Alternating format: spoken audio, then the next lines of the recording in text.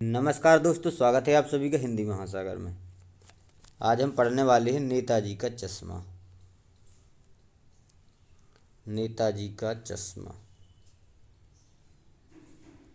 यह कहानी मध्य प्रदेश वर्ग 2 चयन परीक्षा के सिलेबस में इकाई 18 में लगी हुई है। नेताजी के चश्मा लेखक हैं स्वयं प्रकाश। स्वयं प्रकाश। कहानी को पढ़ने से पहले लेखक के बारे में पढ़ लेते हैं।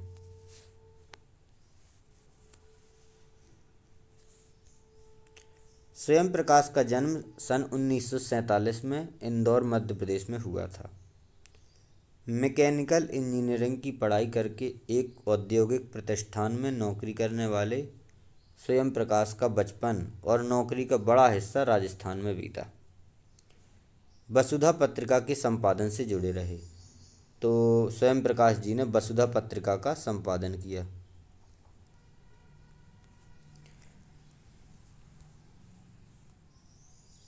आठवें दशक में उभरे स्वयं प्रकाश आज समकालीन कहानी के महत्वपूर्ण हस्ताक्षर हैं। उनके 13 कहानी संग्रह प्रकाशित हो चुके हैं, जिनमें कुछ प्रमुख हैं सूरज कब निकलेगा, आएंगे अच्छे दिन भी, आदमी जात का आदमी और संधान। यह कहानी संग्रह ज़्यादा प्रसिद्ध हुए। सूरज कब निकलेगा, आएंगे अच्छे दिन भी, आदमी जात का आदमी और संधान।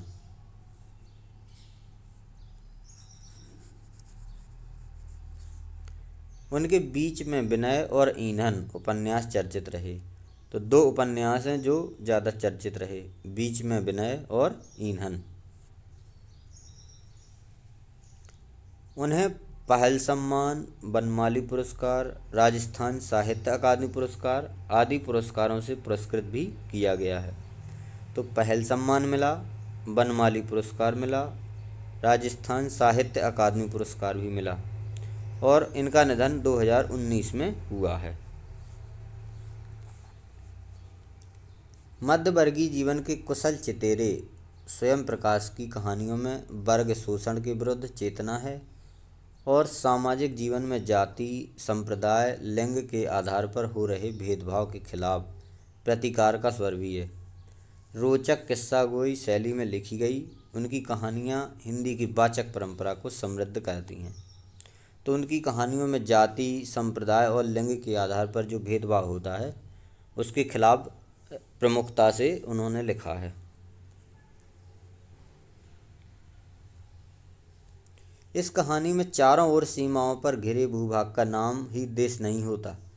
देश बनता है उसमें रहने वाले सभी नागरिकों, नदियों, पहाड़ों, पेड़ पौधों, वनस्पतियों, पशु पक्षियों से। इन सबसे प्रेम करने तथा इनकी समृद्धि के लिए प्रयास करने का नाम देशभक्ति है। नेताजी का चश्मा कहानी कैप्टन चश्मे वाले के माध्यम से देश के करोड़ों नागरिकों के योगदान को रेखांकित करती है, जो इस देश निर्माण में अपने अपने तरीके से सहयोग करते हैं। कहानी यह कहती है कि बड़े ही नहीं, बच्चे भी इसमें शामिल हैं। आइए अब कहानी को डिटेल से पढ़ते हैं।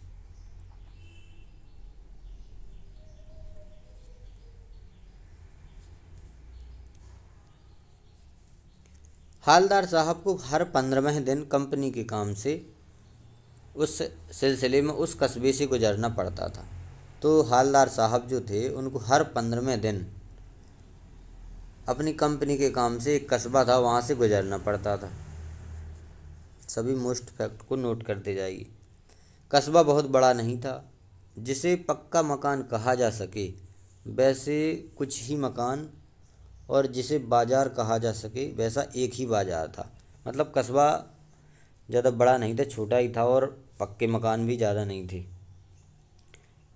कस्बे में एक लड़कों का स्कूल, एक लड़कियों का स्कूल, एक सीमेंट का छोटा सा कारखाना, 2 ओपन एयर सिनेमा घर और 2 नगरपालिका भी थी।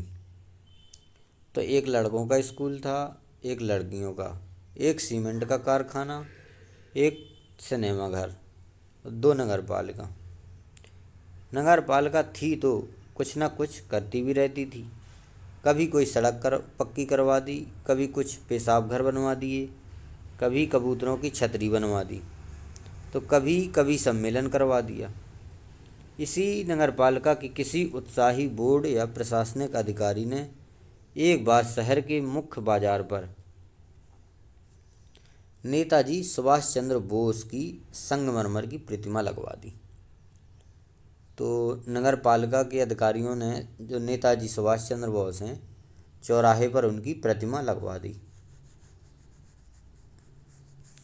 यह कहानी उसी प्रतिमा के बारे में है, बल्कि उसके भी एक छोटे से हिस्से के बारे में है।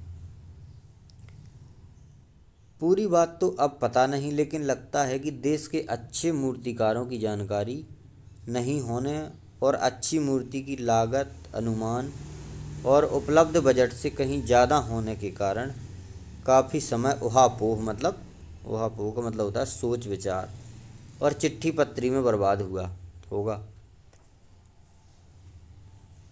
बोर्ड की शासनावधि समाप्त होने की घड़ियों में किसी स्थानीय कलाकार को ही अवसर देने का निर्णय किया गया होगा और अंत में कस्बे के इकलौते हाई स्कूल के इकलौते ड्राइंग मास्टर, मान लीजिए मोतीलाल जी को।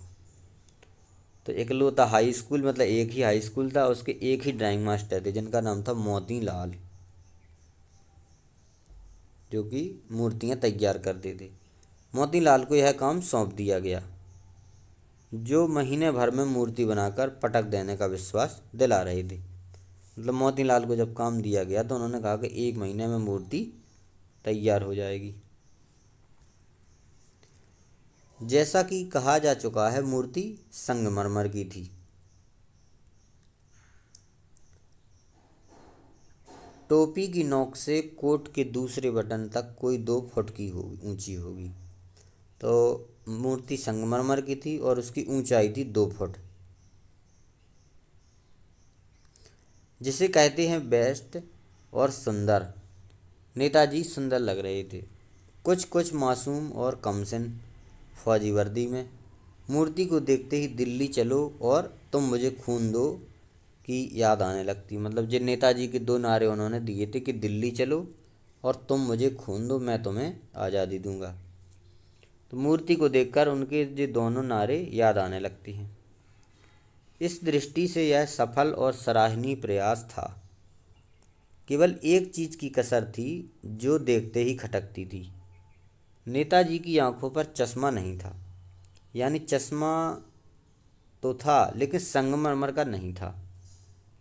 एक सामान्य और सचमुच के चश्मे का चौड़ा काला फ्रेम मूर्ति को पहना दिया गया था। मतलब मूर्ति तो बनी थी संगमरमर की, लेकिन उसमें चश्मा संगमरमर का नहीं था। हालदार साहब जब पहली बार इस कस्बे से गुजरे और चौराहे पर पान खाने रुके, तभी उन्होंने इसे लक्षित किया, मतलब उस मूर्ति को देखा और उनके चेहरे पर एक कौतुक भरी मुस्कान फैल गई। वाह भाई, यह आइडिया भी ठीक है। मूर्ति पत्थर की लेकिन चश्मा रियल, मतलब चश्मा रियल वाला लगा दिया था।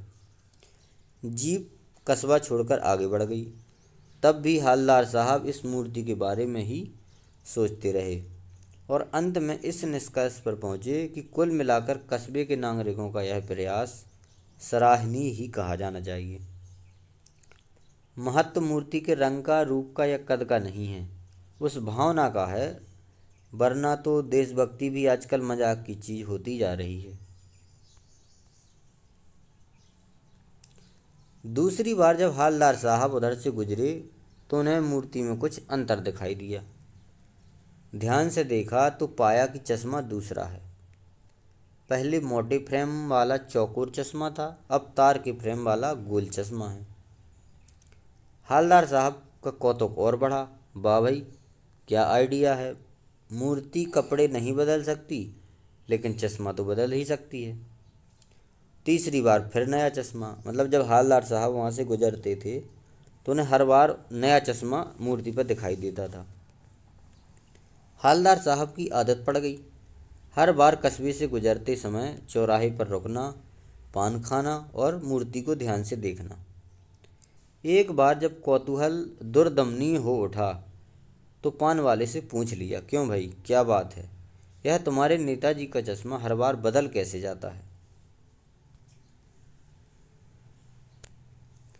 पान वाले के खुद के मुंह में पान ठुसा हुआ था। वह एक काला, मोटा और खुश मिजाज आदमी था। हालदार साहब का प्रश्न सुनकर वह आंखों ही आंखों में हंसा। उसकी तोंद थिरकी। पीछे घूमकर उसने दुकान के पीछे पान थूका और अपनी लाल काली बत्ती सी दिखाकर, कैप्टन चश्मे वाला करता है। मतलब उसने बताया हालदार साहब को, जो कैप्टन चश्मे वाला है वो बार बार चश्मे को बदलता है। क्या करता है, हालदार साहब कुछ समझ नहीं पाए। चश्मा चेंज करता है, पान वाले ने समझाया। क्या मतलब, क्यों चेंज कर देता है? हालदार साहब अभी भी नहीं समझ पाए। कोई ग्राहक आ गया समझो, उसको चौड़े चौखट चाहिए, तो कैप्टन किधर से लाएगा? तो उसको मूर्ति वाला दे दिया और उधर दूसरा बिठा दिया।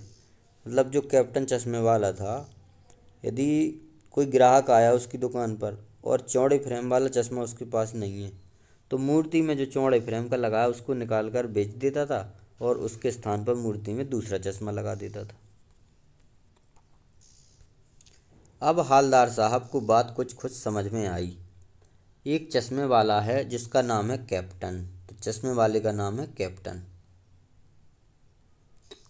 उसे नेताजी की बगैर चश्मे वाली मूर्ति बुरी लगती है, तो कैप्टन को नेताजी की बिना चश्मे वाली मूर्ति अच्छी नहीं लगती, बल्कि आहत करती है, माने दुखी करती है। मानो चश्मे के बगैर नेताजी को असुविधा हो रही हो। इसलिए वह अपनी छोटी सी दुकान में उपलब्ध गिने चुने फ्रेमों में से एक नेताजी की मूर्ति पर फिट कर देता है। लेकिन जब कोई ग्राहक आता है और उसे वैसे ही फ्रेम की दरकार होती है, मतलब ज़रूरत होती है, तो जैसा मूर्ति पर लगा है, तो कैप्टन साहब जो मूर्ति वाला चश्मा है उस फ्रेम को निकालकर नेताजी से क्षमा मांगते हुए और लाकर ग्राहक को दे देता है। बाद में नेताजी को दूसरा फ्रेम लौटा देता है। वाह भाई, खूब, क्या आइडिया है। लेकिन भाई एक बात अभी भी समझ में नहीं आई। हालदार साहब ने पान वाले से फिर पूछा, नेताजी का ओरिजिनल चश्मा कहाँ गया? पान वाला दूसरा पान मुंह में ठूंस चुका था। मतलब दोपहर का समय था, दुकान पर भीड़ भाड़ अधिक नहीं थी। वह फिर आंखों ही आंखों में हंसा। उसकी तौन थिरकी। कत्थे की डंडी फेंक पीछे मुड़कर उसने नीचे पीक थूकी और मुस्कुराता हुआ बोला, मास्टर बनाना भूल गया। जब हालदार साहब ने पूछा कि जब मूर्ति का ओरिजिनल चश्मा कहाँ गया, जो जो कैप्टन बार बार क्यों बदलता रहता है, तो पान वाले ने बताया कि जो जिसने मूर्ति बनाई थी वो चश्मे को बनाना ही भूल गया। पान वाले के लिए यह एक मज़ेदार बात थी, लेकिन हालदार साहब के लिए चकित और द्रवित करने वाली। यानी वह ठीक ही सोच रहे थे। मूर्ति के नीचे लिखा, मूर्तिकार मास्टर मोतीलाल, बाकी कस्बे का अध्यापक था। तो जो मूर्तिकार था मास्टर मोतीलाल, वह उसी कस्बे का अध्यापक था, मतलब मास्टर था। बेचारे ने महीने भर में मूर्ति बनाकर पटक देने का वादा कर दिया होगा, बना भी ली होगी, लेकिन पत्थर में पारदर्शी चश्मा कैसे बनाया जाए, तो कांच वाला यह तय नहीं कर पाया होगा, या कोशिश की होगी और असफल रहा होगा, या बनाते बनाते कुछ और बारीकी के चक्कर में चश्मा टूट गया होगा, या पत्थर का चश्मा अलग से बनाकर फिट किया होगा और वह निकल गया होगा। तो हालदार साहब अपने तरीके से संभावनाएं तलाश रही हैं कि क्या हुआ होगा।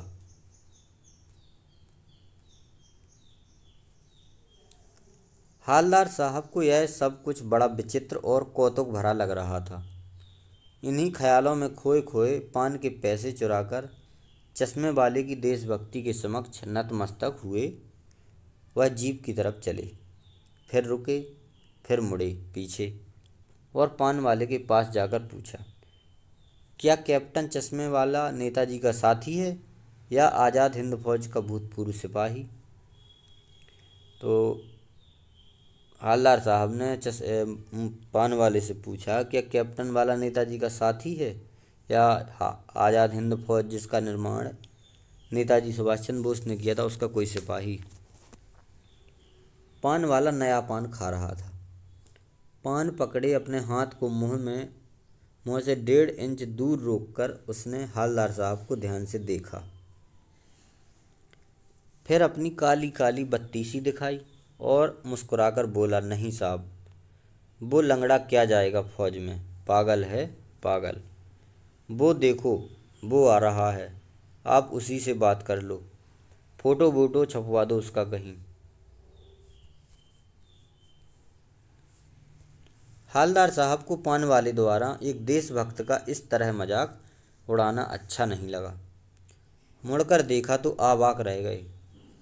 एक बेहद बूढ़ा मरियल सा लंगड़ा आदमी, सिर पर गांधी टोपी, आंखों पर काला चश्मा लगाए, एक हाथ में एक छोटी सी संदूकची और दूसरे हाथ में बांस पर टंगे हुए चश्मे लिए अभी अभी एक गली से निकला था और एक बंद दुकान के सहारे अपना बांस टिका रहा था। तो इस बेचारे की दुकान भी नहीं फेरी लगाता है। हवलदार साहब चक्कर में पड़ गए। पूछना चाहते थे, इसे कैप्टन क्यों कहते हैं, क्या यही इसका वास्तविक नाम है? लेकिन पान वाले ने साफ बता दिया था कि वह इस बारे में और बात करने को तैयार नहीं है। ड्राइवर भी बेचैन हो रहा था और काम भी था। हवलदार साहब जीप में बैठकर चले गए। 2 साल तक हवलदार साहब अपने काम के सिलसिले में उस कस्बे से गुजरते रहे और नेताजी की मूर्ति में बदलते हुए चश्मों को देखते रहे। कभी गोल चश्मा होता, कभी चौकोर, कभी लाल, कभी काला, कभी धूप का चश्मा, कभी बड़े कांच वाला गोगो चश्मा, पर कोई ना कोई चश्मा होता जरूर। उस धूल भरी यात्रा में हवलदार साहब को कौतुक और प्रफुल्लता के कुछ क्षण देने के लिए। फिर एक बार ऐसा हुआ कि मूर्ति के चेहरे पर कोई भी कैसा भी चश्मा नहीं था। उस दिन पान की दुकान भी बंद थी। चौराहे की अधिकांश दुकानें बंद थीं।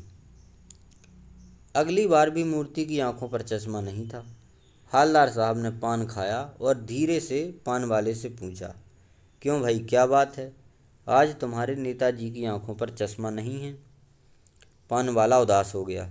उसने पीछे मुड़कर मुंह का पान नीचे थूका और सिर झुकाकर अपनी धोती के सिरे से आंखें पोंछता हुआ बोला, साहब, कैप्टन मर गया। मतलब जो कैप्टन था, चश्मा बदलता रहता था, उसका देहांत हो गया। और कुछ नहीं पूछ पाए हवलदार साहब। कुछ पल चुपचाप खड़े रहे, फिर पान के पैसे चुकाकर जीप में आ बैठे और रवाना हो गए। बार बार सोचते क्या हुआ होगा उसे, कौम का जो देश के खातिर घर गृहस्थी, जवानी, जिंदगी सब कुछ होम देने वाले पर हंसती है और अपने बिकने वाले मौके ढूंढती है। दुखी हो गए। 15 दिन बाद फिर उसी कस्बे से गुजरे। कस्बे में घुसने से पहले ही ख्याल आया कि कस्बे की हृदय स्थली में सुभाष की प्रतिमा अवश्य ही प्रतिष्ठापित होगी। लेकिन सुभाष की आंखों पर चश्मा नहीं होगा, क्योंकि मास्टर चश्मा बनाना भूल गया और कैप्टन मर गया। सोचा आज वहाँ नहीं रुकेंगे, पान भी नहीं खाएंगे, मूर्ति की तरफ देखेंगे भी नहीं, सीधे निकल जाएंगे। ड्राइवर से कह दिया, चौराहे पर नहीं रुकना, आज बहुत काम है, पान आगे कहीं खा लेंगे। लेकिन आदत से मजबूर आंखें चौराहा आते ही मूर्ति की तरफ उठ गईं। कुछ ऐसा देखा कि चीखे, रोको, जीप स्पीड में थी। ड्राइवर ने जोर से ब्रेक मारा। रास्ता चलते लोग देखने लगे। जीप ने रुकते रुकते हवलदार साहब जीप से कूदकर तेज तेज कदमों से मूर्ति की तरफ लपके और उसके ठीक सामने जाकर अटेंशन में खड़े हो गए, मतलब सावधान की स्थिति में खड़े हो गए। मूर्ति की आंखों पर सरकंडे से बना हुआ छोटा सा चश्मा लगा हुआ था। जैसा बच्चे बना लेते हैं। हवलदार साहब भावुक हैं। इतनी सी बात पर उनकी आंखें भर आईं। और यह कहानी यहीं पर समाप्त हो जाती है। तो इस कहानी में कैप्टन जो है चश्मे वाले, उसकी देशभक्ति के प्रति जागरूक किया गया है कि देश की भक्ति करने के लिए ज़्यादा बड़ा होने की आवश्यकता नहीं है। आप जितना कर सकते हैं उतना ही करें तो बहुत है। तो इस वीडियो में इतना ही, मिलेंगे अगले वीडियो में। यदि वीडियो पसंद आया है तो लाइक करें, कमेंट करें और चैनल पर नए हैं तो सब्सक्राइब ज़रूर करें। मिलेंगे अगले वीडियो में एक नई रचना के साथ। धन्यवाद।